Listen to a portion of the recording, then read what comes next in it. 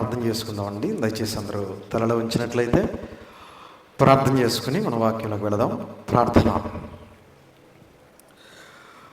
పరలోకమందు ఉన్న మమ్మల్ని కన్న తండ్రి, దయగలిగిన మా దేవ, కృప కలిగిన మా తండ్రి, మీ ఘనమైన నామమునకు, శ్రేష్టమైన నామమునకు, శక్తి కలిగిన ఉన్నతమైన నామమునకు ప్రభువైన యేసుక్రీస్తు వారి పేరిట స్తుతులు స్తోత్రములు చెల్లిస్తున్నాం.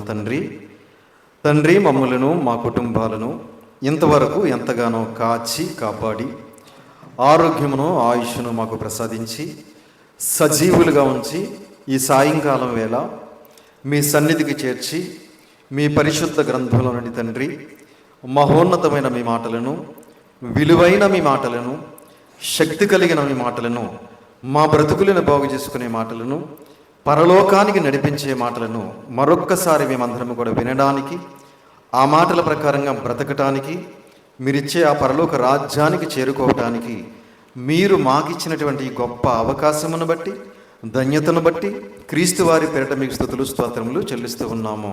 తండ్రి, మీ దాసుడునైన నేను మీ పక్షముగా నిలబడి తండ్రి మీ గ్రంథంలో నుండి మీ మాటలను మీ పిల్లలకు ఉపదేశించటానికి సిద్ధపడుతూ ఉండగా తండ్రి, చెప్పగలిగే మంచి సంయోచితమైన జ్ఞానమును మీ పరిశుద్ధాత్మ సహాయమును నాకు అందించండి తండ్రి. వినుచున్న మీ పిల్లలకు అర్థం చేసుకునే మనసును, గ్రహించే హృదయమును దయచేయండి తండ్రి. మీ మాటలు తండ్రి కేవలం విని విడిచిపెట్టేసేవారంగా ఉండకుండా తండ్రి, విన్న మాటలను అర్థం చేసుకుని గ్రహించుకుని తండ్రి, ఆ మాటలకు లోబడి మీకు భయపడి మిగిలిన మా శేష జీవితం అంతా కూడా వాక్యానుసారంగా, ఆత్మానుసారంగా, పరిశుద్ధముగా, పవిత్రంగా జీవించి మీరిచ్చే ఆ పరలోక రాజ్యానికి మేమందరము చేరుకోవటానికి సహాయం చేయమని, కృప చూపించమని, దయ చూపించమని, విత్తబడుచున్న వాక్యమును దుష్టుడి చెత్తుకుని పోకుండా మా అందరి హృదయాలలో 30దంతలుగా, 60దంతలుగా, 100ంతలుగా ఫలింపు చేయమని, సమస్త మహిమ, ఘనత, ప్రభావాలు మీరు మాత్రమే పొందుకోమని మీ ప్రియకుమారుడు, మా ప్రియరక్షకుడైన యేసుక్రీస్తు వారి పేరిట చిన్న ప్రార్థన అడిగి వేడుకొంచున్నాము తండ్రి. ఆమేన్. కూడి వచ్చినటువంటి సహోదరులందరికీ కూడా మన ప్రభువును రక్షకుడైన యేసుక్రీస్తు వారి పేరిట హృదయపూర్వకమైన వందనములు తెలియజేస్తూ ఉన్నాను. అందరూ బాగున్నారు కదండి? సంతోషం. ఈరోజు ఒక మంచి పాఠాన్ని మనం పరిశుద్ధ గ్రంథం ద్వారా నేర్చుకుందాం. ఈరోజు మనం నేర్చుకోబోయే పాఠం పేరు, దయచేసి ఎవరు నవ్వకండి, ఈరోజు మనం నేర్చుకోబోయే పాఠం పేరు రాడు. రాడు అనే పాఠాన్ని నేర్చుకుందాం. రాడు అనేసరికి మీరేదో సరిహద్దు రాడు, ఏదో తూకం రాడు, ఏదో ఉంగరంలో ఉన్న రంగు రాడు, గ్రానైట్ రాడు అని అనుకోకండి. రాడు అంటే తిరిగి రాడు అని అర్థం, అంతే కదండి? రాడు అంటే ఇంకా రాడు అని, ఏమండి? కనుక ఈరోజు ఒక అద్భుతమైన అంశాన్ని పరిశుద్ధ గ్రంథం ద్వారా నేర్చుకుందాం. యేసుక్రీస్తు ప్రభులు వారు 2000 సంవత్సరాల క్రితం భూమి మీద బ్రతికొండగా పలికినటువంటి ఒక అద్భుతమైన మాట ఈ సమయంలో మనం చూడగలిగితే, యోహాను గారు రాసిన సువార్త 10వ అధ్యాయము 10వ వచనం జాగ్రత్తగా చూడండి పిల్లలు. యోహాను గారు రాసినటువంటి సువార్త 10వ అధ్యాయము 10వ వచనంని జాగ్రత్తగా చూడండి పిల్లలు. అందరూ తీయాలి, అందరూ చూడాలి. యోహాను గారు రాసినటువంటి సువార్త 10:10. దొంగతనమును, హత్యను, నాశనమును చేయుటకు వచ్చును గాని మరి దేనికిని రాడు. దొంగ ఎందుకు వస్తాడట? తీసారు అందరూ? జాగ్రత్తగా వినాలి. దొంగతనమును, హత్య, నాశనమును చేయుటకు వచ్చును కానీ మరి దేనికిని రాడు. దొంగడు ఎందుకు వస్తాడండి? దొంగతనం చేయడానికి వస్తాడు. విలువైనటువంటి బంగారం, విలువైనటువంటి ధనం, వెండి, వజ్రాలు ఇలాంటివి ఏమైనా ఉంటే దొంగతనం చేయడానికి వస్తాడు. అప్పుడు ఎవరైనా చూసి అడ్డొస్తే హత్య కూడా చేయడానికి వెనకాడు.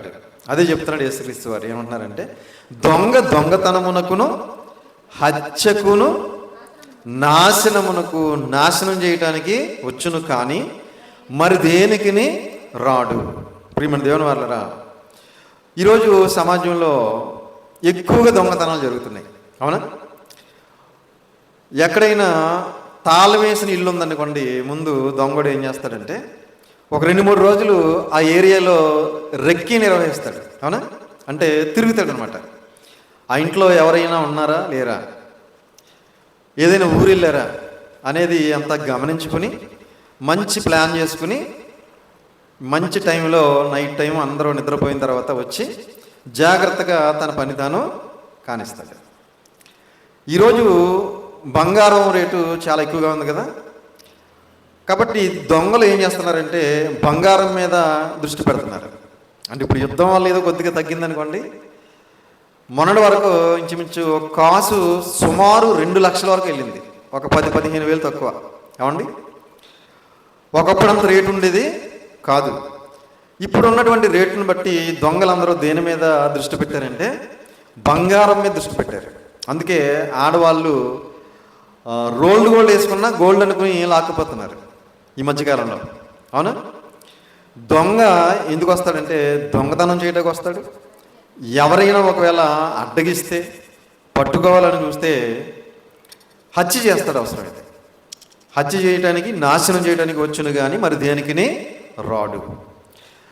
మనం కష్టపడి సంపాదించినటువంటి ధనం, కష్టపడి సంపాదించినటువంటి బంగారం, కష్టపడి సంపాదించిన వజ్రాలు మనం బీరువాలో దాచుకుంటాం, లేదా బ్యాంకులో దాచుకుంటాం, అవునా?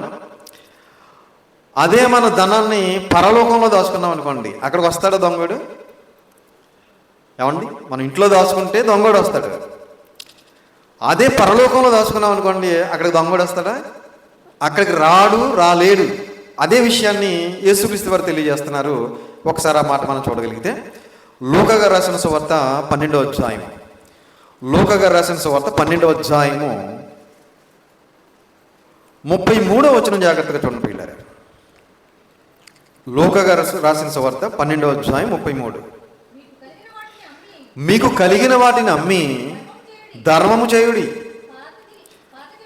పాతగిలని చంచులను పరలోకమందు అక్షయమైన ధనమును సంపాదించుకునుడి, అక్కడికి దొంగ రాడు. ఏమండి? మనం ఏం సంపాదించుకోవాలట? ఏమండి? మీకు కలిగిన వాటిని అమ్మి ధర్మము చేయుడి అంటే మనకు కలిగినవన్నీ అమ్మి ధర్మం చేస్తే మన పరిస్థితి ఏంటి అంటే మనకి ఎక్స్ట్రాగా ఉన్నాయి, మనకి ఎక్కువైపోయినాయి అమ్మి ఏం చేయమంటున్నాడంటే ధర్మం చేయమంటున్నాడు. మీకు కలిగిన వాటిని అమ్మి ధర్మం చేయండి, పాతగిలని సంచులను పరలోకమందు అక్షయమైన ధనమును సంపాదించుకునుడి, అక్కడికి దొంగ రాడు. అంటే మనం భూమి మీద ధర్మం చేస్తే, మనకు కలిగిన వాటిని నమ్మి ధర్మం చేస్తే, మన కష్టాల జీవితంలో మన సంపాదనలో కొంత పేదవారికి, దిక్కులేని వారికి మన సహాయ సహకారాలు అందిస్తే ఇదంతా కూడా పరలోకంలో మన అకౌంట్లోకి వెళ్తుంది. ఎక్కడికి వెళ్ళిపోద్ది? పరలోకంలో మన అకౌంట్లోకి వెళ్ళిపోద్ది, అక్కడికి దొంగ రాడు అని చెప్తున్నాడు. పరలోకం వచ్చి దొంగతనం చేసే దొంగడు ఎవడో లేడు. కాబట్టి పరలోకంలో మీ ధనం ఉంటే అక్కడికి దొంగ రాడు అన్నాడు. కాబట్టి ఇప్పుడు మనం ధనం ఎక్కడ దాచుకోవాలి? పరలోకంలో ఉన్న బ్యాంకులో దాచుకోవాలి. కానీ ఇప్పుడు ఎక్కడ దాచుకుంటున్నారు? స్విస్ బ్యాంకుల్లో దాచుకుంటున్నారు, విదేశాల్లో, అవునా? లోకల్ బ్యాంకుల్లో దాచుకుంటున్నారు. ఒకవేళ ఇక్కడ ఇన్కమ్ ట్యాక్స్ ప్రాబ్లం అయితే విదేశాల్లో ఉన్నటువంటి స్విస్ బ్యాంకుల్లో కూడా దాచుకుంటున్నారు. ప్రియమైన దేవుని వాళ్ళరా, ఇప్పుడు మన ధనం పరలోకంలో దాచుకున్నాం అనుకోండి, మన హృదయం ఎక్కడ ఉంటుంది? పరలోకంలో ఉంటుంది. అదే మనం ఇక్కడ ఉన్న బ్యాంకుల్లో దాచుకున్నాం అనుకోండి, మన హృదయం ఎక్కడ ఉంటుంది? ఈ బ్యాంకు చుట్టూ తిరుగుతుంది. అదే ఇంట్లో బీరువాలో దాచుకున్నాం అనుకో, బీరువా చుట్టూ తిరుగుతుంది. అందుకే కింద ఏమన్నాడు చూడండి, అదే వచనంలో, నీ ధనం ఎక్కడ ఉండునో అక్కడనే నీ హృదయము ఉండును. నీ ధనం ఎక్కడ ఉండునో అక్కడనే నీ హృదయము ఉండును. కాబట్టి మనం పరలోకంలో మనం దాచుకున్నాం అనుకున్న ధనం, మన హృదయం అంతా అక్కడే ఉంటుంది. మనం దేవుని కోసం ఇన్ని ధర్మ కార్యాలు చేశాను, ఇన్ని సత్కార్యాలు చేశాను, ఇన్ని ఉన్నతమైన కార్యాలు చేశాను, ఉత్తమమైన కార్యాలు చేశాను, నా కష్టార్జితాన్ని ఖర్చు పెట్టాను, నా ధనం అంతా పరలోకంలో ఉంటుంది అని మన హృదయం అంతా కూడా ఎప్పుడు పరలోకం మీద ఉంటుంది. అదే మనం దేవుని కోసం ఏమీ చేయకుండా ఇక్కడ ఉన్నటువంటి బ్యాంకుల్లో దాచుకుని బీరువాల్లో దాచుకున్నాం అనుకో, మన హృదయం ఎక్కడ ఉంటుంది? ఇక్కడే ఉంటుంది. అవునా? ఈ మధ్యకాలంలో కొన్ని గ్యాంగులు తిరుగుతున్నాయి. ఏమండి? చెడ్డీ గ్యాంగ్ అని ఒకటి తిరుగుతుంది, బ్లేడ్ బ్యాచ్ అని ఒకటి తిరుగుతుంది. అవి గనక ఒకవేళ అటాక్ చేస్తే అవసరమైతే హత్య కూడా చేసేస్తారు వాళ్ళు. ఇంకా ప్రాణాలు మంచినీళ్ళు తాగినంత ఈజీగా తీసేస్తారు. దేనికోసం? ఈ డబ్బు కోసం, ఈ బంగారం కోసం, ఈ వజ్ర వైడూర్యాల కోసం. ఏమండి? అవసరమైతే అడ్డొచ్చిన వాళ్ళని చాలా సునాయాసంగా ప్రాణాలు తీసేస్తారు. ఏమండి? ఈ మధ్యకాలంలో మన ఏరియాలో కూడా తిరుగుతున్నారు. ఏమండి? మొన్న మధ్యకాలంలో పోలీసులు కూడా వాట్సాప్లో కొన్ని మెసేజ్లు పెట్టారు, మీ ఏరియాల్లో ఎవరైనా కొత్త వ్యక్తులు వస్తే వెంటనే మాకు సమాచారం అందించండి అని. ఎందుకంటే ఈ మనిషి చేసినటువంటి రంగు కాగితాల కోసం మనుషుల్ని ఏం చేస్తున్నారు? చంపేస్తున్నారు. కనుక మన ధనాన్ని మనం ఎక్కడ దాచుకోవాలంటే పరలోకంలో దాచుకున్నట్లయితే అక్కడికి దొంగ రాడు అన్నాడు. అలాగే మరొక అద్భుతమైన మాట మనం చూడగలిగితే ఇదే యేసుక్రీస్తు వారు పలికినటువంటి మాట యోహాను గారు రాసిన సువార్త 3వ అధ్యాయం. యోహాను గారు రాసినటువంటి సువార్త 3వ అధ్యాయము 20వ వచనం జాగ్రత్తగా చూడండి పిల్లలు. యోహాను గారు రాసిన సువార్త 3వ అధ్యాయం 20వ వచనం. దుష్కార్యము చేయి ప్రతివాడు వెలుగును ద్వేషించును, తన క్రియలు దుష్క్రియలుగా కనపడకుండానట్లు వెలుగునొద్దకు రాడు. తీసారా? 3:20 యోహాను సువార్త. దుష్కార్యము చేయి ప్రతివాడు వెలుగును ద్వేషించును. దుష్కార్యము అంటే అర్థం ఏంటి? దుష్టుని యొక్క కార్యము, వాక్యానికి విరుద్ధమైన కార్యము, దేవునికి ఇష్టం కాని కార్యక్రమాలు. దుష్కార్యములు చేయి ప్రతివాడును వెలుగును ద్వేషించును. వెలుగును ద్వేషించడం అంటే నేను లోకమునకు వెలుగై ఉన్నాను అన్నాడు యేసుక్రీస్తు వారు. అవునా? ఇదే యోహాను సువార్త 8వ అధ్యాయం మీరు చదివితే నేను లోకమునకు వెలుగై ఉన్నాను అన్నాడు. అలాగే దేవుడు వెలుగై ఉన్నాడు అని రాయబడింది. దేవుడు వెలుగై ఉన్నాడు అంటే దుష్కార్యము చేసే ప్రతివాడు, పాపపు కార్యక్రమాలు చేసే ప్రతివాడు, వాక్యానికి విరుద్ధమైనటువంటి పనులు చేసే ప్రతివాడు కూడా ఎవరిని ద్వేషిస్తాడు? దేవుని ద్వేషిస్తాడు, యేసుక్రీస్తు వారిని ద్వేషిస్తాడు. వెలుగును ద్వేషించును, తన క్రియలు దుష్క్రియలుగా కనపడుకున్నట్లు వెలుగునొద్దకు రాడు అంటే దేవుని దగ్గరికి రాడు. ఈరోజు చాలామంది మారు మనసు పొంది బాప్తిసం తీసుకుని దేవుని దగ్గరికి వచ్చారు. ముందు వచ్చి కొంతకాలం కొనసాగిన తర్వాత మరలా ఏమైపోయారంటే మరలా పాత రోత జీవితంలో వెళ్ళిపోయారు చాలామంది. అవునా? చాలామంది వచ్చినట్టే వచ్చారు, కొంతకాలం భక్తిగా బ్రతికారు, కొంతకాలం వినయ విధేయతలతో దేవుని పట్ల బ్రతికారు, దేవునికి ఇష్టంగా జీవించారు, పరిశుద్ధులుగా పవిత్రులుగా నడుచుకున్నారు. కొన్నాళ్ళ తర్వాత మళ్ళీ ఏమయ్యారంటే కుక్క తన వాంతికి తిరిగినట్టుగా మరల లోకంలో పాపంలోకి వెళ్ళిపోయారు. వెళ్ళిపోయి పాపాల మీద పాపాలు, తప్పుల మీద తప్పులు చేస్తూ బ్రతుకుతున్నారు. వాళ్ళు ఇంకా ఎక్కడికి రారట? వెలుగునొద్దకు రాడు అంటే ఇంకా దేవుని దగ్గరికి రారు.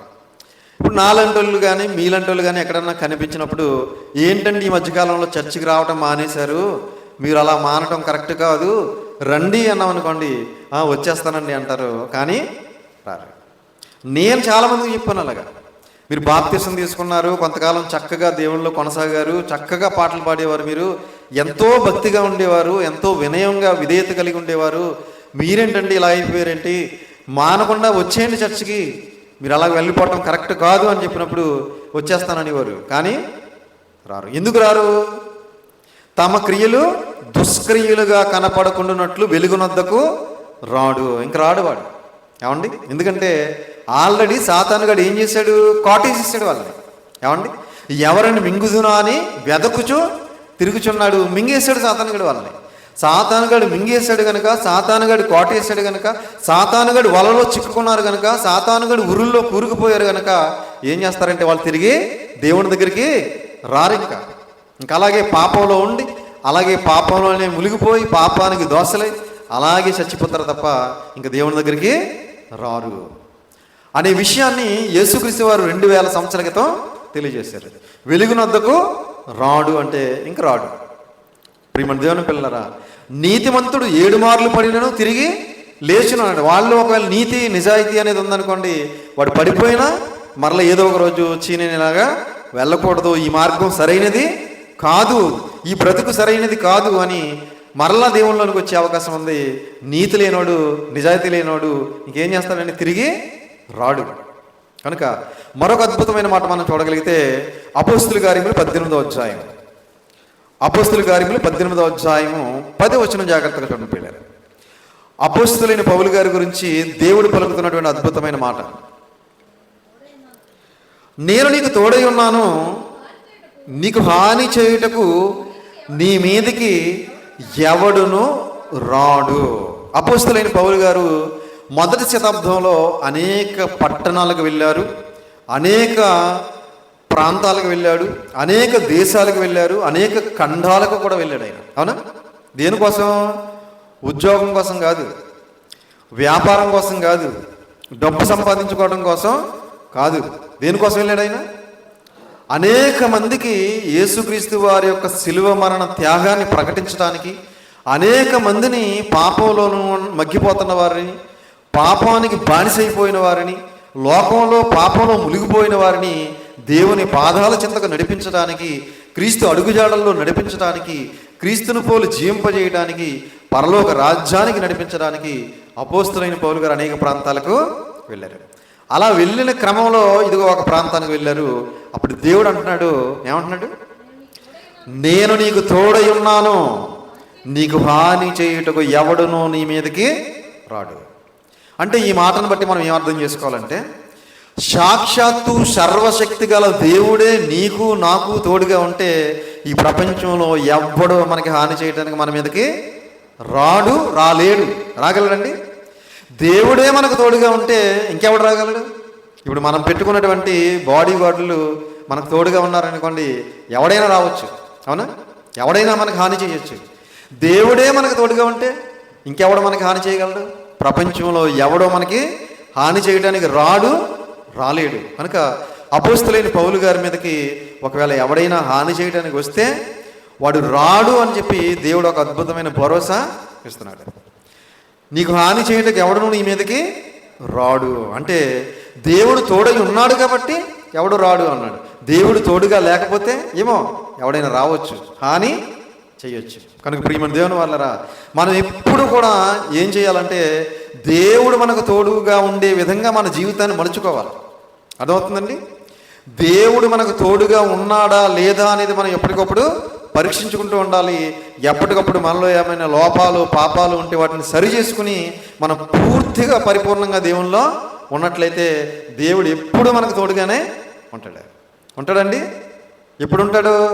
నువ్వు దేవునిలో పరిపూర్ణంగా పరిశుద్ధుడిగా ఉన్నప్పుడు. ఏమండి?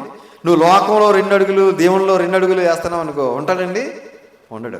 కనుక ప్రియమైన దేవుని పిల్లరా, మనం ఎప్పుడు కూడా ఈ ప్రపంచంలో ఎవరో మనకు తోడుగా ఉన్నా లేకపోయినా పర్వాలేదు, కానీ ఒక ఆయన మాత్రం తోడుగా ఉండే విధంగా మన జీవితాన్ని మలుచుకోవాలి.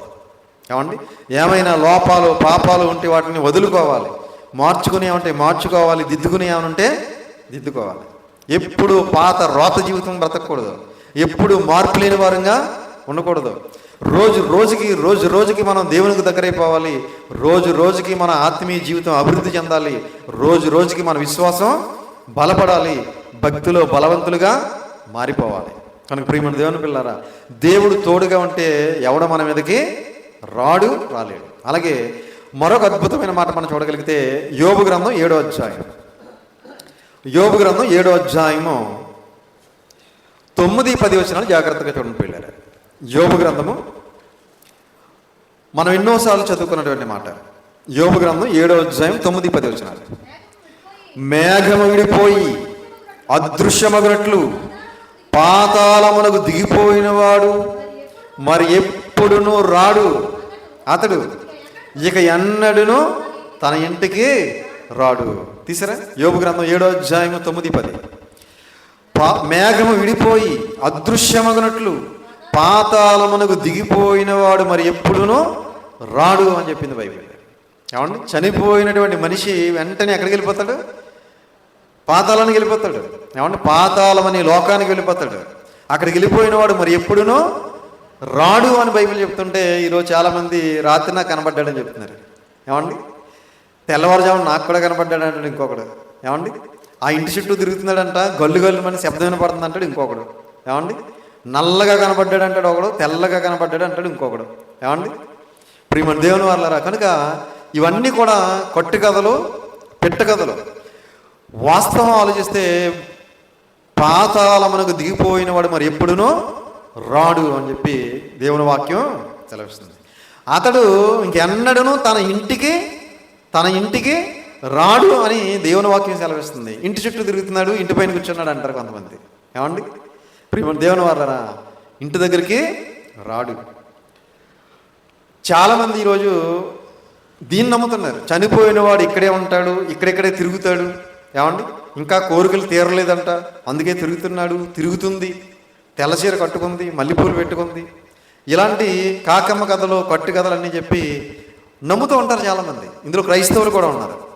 ఇలాంటివి నమ్మేవారిలో క్రైస్తవులు కూడా ఉన్నారు. పలానా చోట దెయ్యం తిరుగుతుందంట అన్నారనుకోండి, అక్కడికి వెళ్ళేసరికి ఏ కొబ్బరొక్క పడింది అనుకోండి, ఇంకంతే గుండు జల్లు అంటది, ఇంకా నిద్ర పట్టదు ఇంకా రోజు. కాబట్టి చలి జ్వరం వచ్చేది. చూసారా? కాబట్టి చనిపోయిన వ్యక్తి పాతాళానికి వెళ్ళిపోతాడు, అతనికి ఎప్పుడునూ రాడు, అతనికి ఎన్నడూ తన ఇంటికి రాడు అని చెప్పి దేవుని వాక్యం సెలవిస్తుంది. ఇంకా రాడు అంటే మొత్తానికి రాడు అని కాదు, క్రీస్తు రాకడలో వస్తాడు. క్రీస్తు రాకడలో వచ్చి మరలా మహిమదేహంతో మహాలోకమైన పరలోకానికి చేరుకుంటారు. ఎందుకంటే అందరూ ప్రతివాడు తన వరుసలో బ్రతుకును అన్నాడు కదా. బ్రతుకుతారు, మరణించిన వాళ్ళందరూ బ్రతుకుతారు. మరలా ఈ మట్టి దేహం కాస్త మహిమదేహంగా మారుతుంది. కాబట్టి ఆ దేహాన్ని ధరించుకొని పరలోకం అనే మహాలోకానికి వెళతాం. అక్కడ కలకాలం దేవునితో పాటు ఉంటాం. ఇది దేవుడు ఏర్పాటు చేసినటువంటి క్రమం. కనుక పాతాళానికి దిగిపోయినవాడు మరి ఎప్పుడునూ రాడు. అయితే బైబిల్ గ్రంథంలో కొన్ని సందర్భాల్లో కొంతమంది వచ్చిన వాళ్ళు ఉన్నారు. మోషే గారు వచ్చారు ఒకసారి. మోషే గారు అలాగే ఏలియా గారు యేసుక్రీస్తు వారు కొండ మీద రూపాంతరం చెందే సమయంలో వచ్చారా లేదా? వచ్చి మాట్లాడి ఆయన యెరూషలేములో నెరవేర్చబో నిర్గమమును గురించి మాట్లాడుటకు వచ్చారనుంటుంది. ఏమండి? అంటే యెరూషలేములో ఆయన మరణించే మరణం గురించి మాట్లాడడానికి మరి మోషే గారు ఏలియా గారు వచ్చినట్టుగా వ్రాయబడింది. మరలా వెళ్ళిపోయారు వాళ్ళు మాట్లాడేసి. కనుక కొన్ని సందర్భాల్లో కొంతమంది మాత్రమే దేవుని పర్మిషన్ ప్రకారంగా వచ్చినట్టుగా వ్రాయబడింది. అలాగే లాజరు తెలుసు కదా మీకు. లాజరు మార్తా మరియల సహోదరుడు. అతను కూడా చనిపోయాడు, పాతాళానికి వెళ్ళిపోయాడు. అయితే యేసుక్రీస్తు వారు మరలా 4వ దినాన్న లాజరు బయటికి రా అన్న వెంటనే ఎక్కడి నుంచి వచ్చాడు? పాతాళం నుంచి వచ్చాడు. సమాధిలోంచి అనుకుంటున్నారు చాలామంది. సమాధిలోంచి వచ్చింది శవం, అవునా? పాతాళంలో ఉన్న ఆత్మ సమాధిలో ఉన్న శవంలోకి వెళ్ళి అప్పుడు బయటకు వచ్చాడు. కనుక కొన్ని సందర్భాల్లో కొంతమంది వ్యక్తులు మాత్రమే బయటకు వచ్చారు. అలాగే యేసుక్రీస్తు వారు మరణించినప్పుడు కూడా ఏమండి సమాధుల్లో తెరవబడ్డాయి, భూకంపం వచ్చింది, కొంతమంది సమాధుల్లో నుంచి బయటకు వచ్చారని రాయబడింది.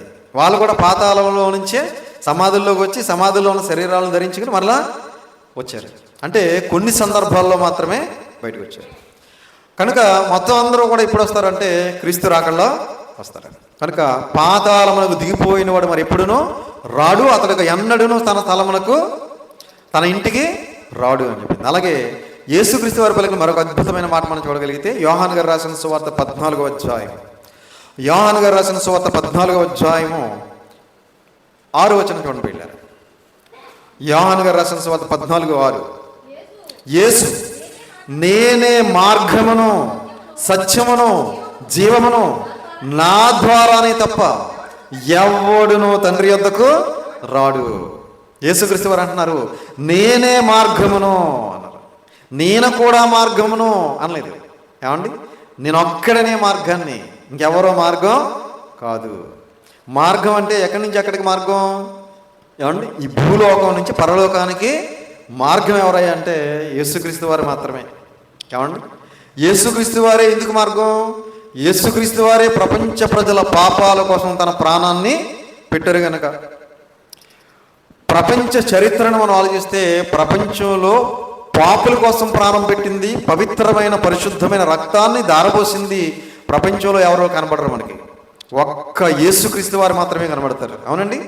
కనుక నేనే మార్గమును నేనే సత్యమును, నేనే జీవమును, నా ద్వారానే తప్ప ఎవడను తండ్రి వద్దకు రాడు. అంటే ప్రపంచంలో ఎవడు పరలోకానికి వెళ్ళాలన్నా, ఎవడు నిత్య జీవానికి వెళ్ళాలన్నా, ఎవడు స్వర్గానికి వెళ్ళాలన్నా, ఎవడు తండ్రి అయిన దేవుని దగ్గరికి వెళ్ళాలన్నా ఎవరి ద్వారా వెళ్ళాలి? యేసుక్రీస్తు వారి ద్వారానే వెళ్ళాలి. ఇంక వేరే ఆప్షన్ లేదు, వేరే మార్గం లేదు. కానీ ఈరోజు చాలామంది యేసుక్రీస్తు వారిని వద్దంటున్నారు. ఏమండి? యెహోవా సాక్షులు యేసుక్రీస్తు వారు వద్దంట, వాళ్ళకి యెహోవాయే కావాలంట. ఏమండి? యెహోవాకి సాక్షులు అంట వీళ్ళు. ఏమండి? ప్రియమైన దేవుని వాళ్ళరా, యేసుక్రీస్తు వారు లేకపోతే పాపక్షమాపణ లేదు. యేసుక్రీస్తు వారు లేకపోతే పరలోకం రాదు. వస్తుందండి? మరి యేసుక్రీస్తు వారు వద్దంటున్నారు ఏంటి వీళ్ళు? కొంతమంది యేసుక్రీస్తు వారు అసలు దేవుడే కాదంటున్నారు. ఇంకో బ్యాచ్. ఇది కూడా వీళ్ళు క్రైస్తవులే. ఏమండి? ప్రియమైన దేవుని పిల్లరా, అసలు దేవుడు అనే పదానికి అర్థం తెలిస్తే అసలు యేసుక్రీస్తు వారు దేవుడు కాదు అనే పదం వీళ్ళు పలకరు. కనుక దేవుడు అనే పదానికి అర్థం తెలియలేదు వీళ్ళకి. ఏమండి? ప్రియమైన దేవుని వాళ్ళారు. కనుక ప్రపంచంలో ఎవరు పరలోకానికి వెళ్ళాలన్నా ఎవరి ద్వారా వెళ్ళాలి? యేసుక్రీస్తు వారి ద్వారానే. అందుకే నా ద్వారానే తప్ప ఎవడునూ తండ్రి వద్దకు రాడు అన్నాడు. కాబట్టి తండ్రి అయిన దేవుని దగ్గరికి వెళ్ళాలంటే, పరలోకానికి వెళ్ళాలంటే, నిత్య జీవాన్ని పొందుకోవాలంటే, నిత్యము మనం జీవించే ఒక అద్భుతమైన జీవితాన్ని మనం సొంతం చేసుకోవాలంటే, భూమి మీద బ్రతికొండగానే ఆరిన నేల మీద పుట్టిన ఏ మానవుడైనా సరే క్రీస్తుని రక్షకుడుగా అంగీకరించాలి, మారు మనసు పొందాలి, పాప క్షమాపణ నిమిత్తం బాప్తిసం పొందాలి, క్రీస్తు స్వరక్తమిచ్చి సంపాదించిన క్రీస్తు సంఘంలో సభ్యులుగా చేరాలి, అపోస్తలుల బోధలో కొనసాగాలి, ప్రభువు బల్లలో పాలుపంపులు పొందాలి, ప్రభువు చెప్పిన మాటల ప్రకారంగా జీవించాలి, క్రీస్తు అడుగుజాడల్లో నడవాలి, క్రీస్తును పోలి జీవించాలి, క్రీస్తు శిలువ త్యాగాన్ని ప్రకటించాలి, సువార్త పనిలో పాలిభాగస్తులు కావాలి, క్రీస్తు రాకడ కోసం సిద్ధపాటు కలిగి ఉండాలి. అప్పుడు క్రీస్తు ద్వారా మనం పరలోకానికి వెళతాం. అంతేనండి? కనుక ప్రియమైన దేవుని వాళ్ళారా, ప్రపంచంలో ఎవరైనా సరే పరలోకానికి వెళ్ళాలంటే, స్వర్గానికి వెళ్ళాలంటే, దేవుడి దగ్గరికి వెళ్ళాలంటే క్రీస్తు ద్వారా మాత్రమే వెళ్ళగలరు. ఇంకెక్కడికి వెళ్ళినా ఎవరి ద్వారానూ మనం పరలోకానికి వెళ్ళలేమని దేవుని వాక్యం సెలవిస్తాం. కనుక తండ్రి అయిన దేవుని దగ్గరికి యేసుక్రీస్తు వారి ద్వారానే తప్ప మరి ఎవడునో రాలేడు అని యేసుక్రీస్తు వారు తెలియజేస్తారు. కనుక మనందరము కూడా ఆ మాటల ప్రకారంగా బ్రతికి యేసుక్రీస్తు వారి ద్వారా దేవుడిచ్చే పరలోక రాజ్యానికి దేవుని మాటల ద్వారా బాటలు వేసుకోవాలని ప్రేమపూర్వకంగా తెలియజేస్తూ ఈ మాటలు ముగిస్తున్నాను. తలలు వంచండి, ప్రార్థన చేసుకుందాం. ప్రార్థన. క్రీస్తు యేసునందు మమ్మల్ని అతిమిక్కిలిగా ప్రేమిస్తున్న మా ప్రియ పరలోకపు తండ్రి, మీ ఘనమైన నామమునకు, శ్రేష్టమైన నామమునకు, శక్తి కలిగిన ఉన్నతమైన నామమునకు ప్రభు అయిన యేసుక్రీస్తు వారి పేరిట స్తుతులు స్తోత్రములు చెల్లిస్తున్నాం నాయన.